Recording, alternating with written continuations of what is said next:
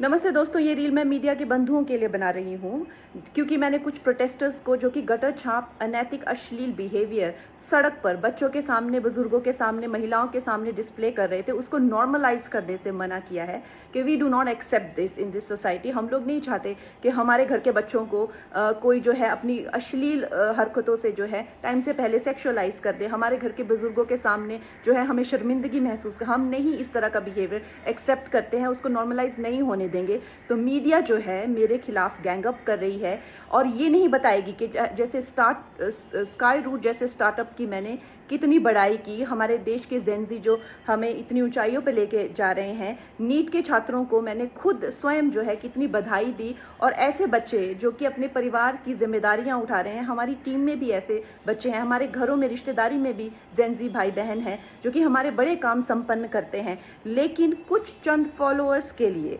और चंद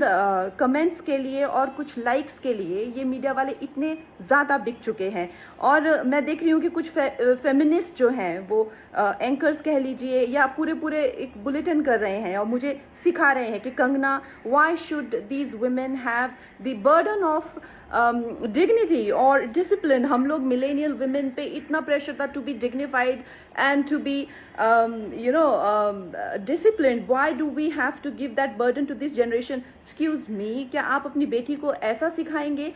डिसिप्लिन में रहना या मर्यादाओं में रहना कोई चॉइस नहीं है। भौंडा प्रदर्शन तो हर कोई करना चाहेगा, लेकिन अगर आपको समाज में रहना है और संविधान के हिसाब से आपको चलना पड़ेगा, जिसका मतलब है कि आपकी आज़ादी वहाँ ख़त्म हो जाती है जहाँ मेरे नाक और कान शुरू होते हैं। तो आप भौंडे बनकर सिर्फ अपने कमरे में रह सकते हैं, बाहर आकर आप मेरे आराध्य, चाहे आपको मेरे माता पिता के लिए कोई सेंटिमेंट ना हो, मेरे घर के बच्चों के लिए कोई आपको भावना ना हो, उसका मतलब ये नहीं है कि आप उनको सड़क पर सेक्सुअल गालियाँ देंगे, उनके मान को हानि करेंगे। मेरे आराध्य, मेरे भगवान हो, चाहे मेरे नेता हो, प्रधानमंत्री जी से जो है लोग उनको एग्जाम बडी कहते हैं बच्चे, उनके साथ में कितने लोगों की भावनाएं, कोई उनको लीडर मानता है, कोई उनको दोस्त मानता है, कोई उनको परिवारजन मानता है, कोई उनको भगवान मानता है। उसी तरह से आप किसी की फीलिंग्स हर्ट नहीं कर सकते हैं। ये कोई कूल बनना नहीं है, ये एक बेसिक सिविक सेंस है और अगर आपको ये नहीं आती है तो आपको सीखना पड़ेगा।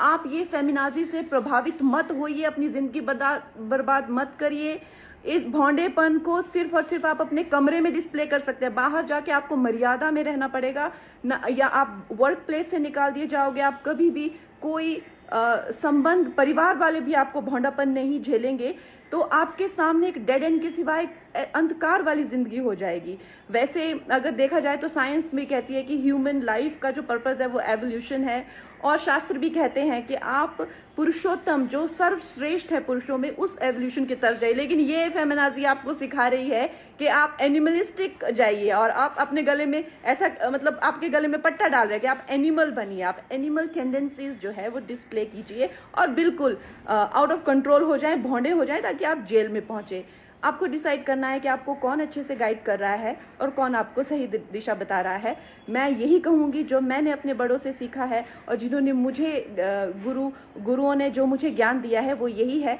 कि ये हमें जो जीवन मिला है वो इवॉल्व होने के लिए मिला है, रिग्रेस होने